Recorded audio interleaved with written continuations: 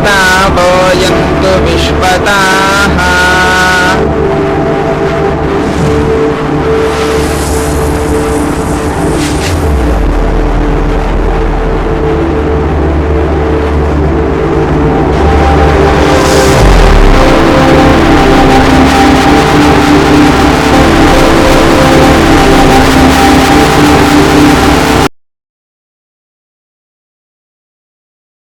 College.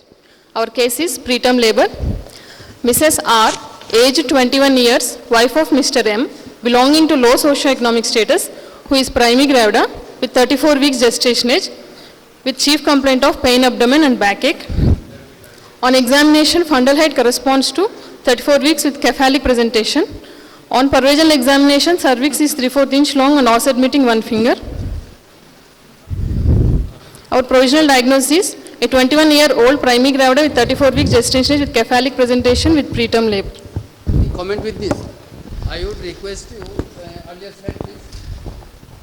Earlier slide.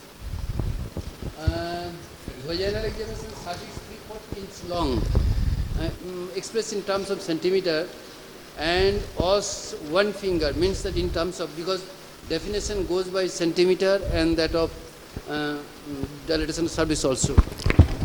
Cervix less than 2.5 centimeters.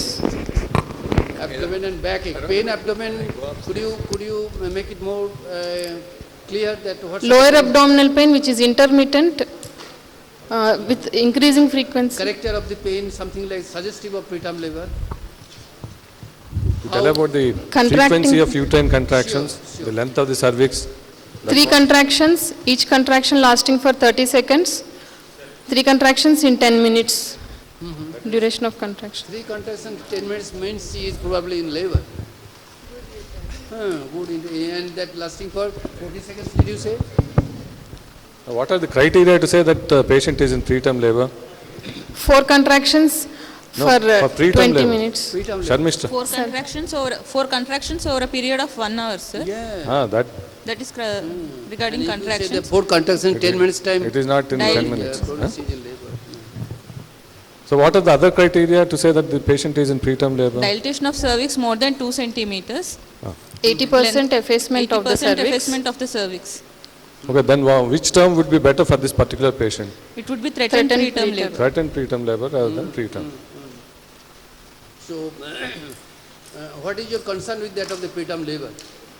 What is your concern with this problem of preterm labor? What are the problems associated with preterm labor? That's what Why sir is we are asking. concerned? Because there is increased perinatal Mortality and morbidity and morbidity. mortality. What are the common morbidities and reasons for mortality? Reduced lung maturity of the fetus. Yeah, what are the morbidities other than that of this lung maturity and RDS?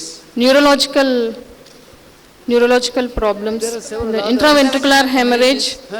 respiratory distress syndrome, Intraventricular hemorrhage, bronchopulmonary necrotizing dysplasia, enterocolitis. necrotizing enterocolitis, all the problems of the preterm neonate, all are there with the preterm labor. Yeah, Retinopathy of prematurity. sure, all are there. Right then, so what you are going to do for her?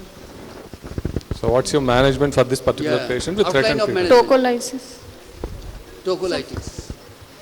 Right, you are. So what's the Anything else? tocal- Prophylactic First, antibiotic. we You would know, like there are 4 or 5 issues that have changed the management of preterm labor. What are those? You know, tocolitis is one. Anything else? Prophylactic antibiotics to reduce Yes. infection. Antibiotics. Corticosteroids. Corticosteroids, yes. So, corticosteroids, antibiotics, another thing, tocolitis, and referring the mother to a center with fetus in neonatal utero where center. intensive neonatal care Neonatal facilities are care. there. So these are the 4 things that has improved the outcome of the preterm labor. So do you think antibiotics have got a role to play in the management of threatened preterm labor? Do you want to give antibiotics? So routinely sir. it is not recommended. Routinely antibiotics are not recommended. They are not advocated. They are not advocated. Then Huh? who are the cases that you should So prefer go for what are the antibiotic? indications for giving antibiotics? That you tell. With any urinary tract infection, Huh? with urinary tract infection, with asymptomatic bacteriuria, bacterial vaginosis, That If the patient has got the genital tract infection, especially with that of the group B streptococcus, if she has got that sort of infections, she is a case that should be treated with antibiotics. Talk about this, in the morning session we have discussed about the corticosteroids. You know that different dose schedule and different drugs all have been discussed, you were there. Now then, could there be any contraindications for corticosteroid therapy? So contraindications for corticosteroids. Could there be any such contraindications? Chorioamnionitis. Is it a contraindication? So what sort of chorioamnionitis and why we are concerned with not to give the corticosteroids despite the benefit of having that? There may be flare-up of That's right, infection. That's right.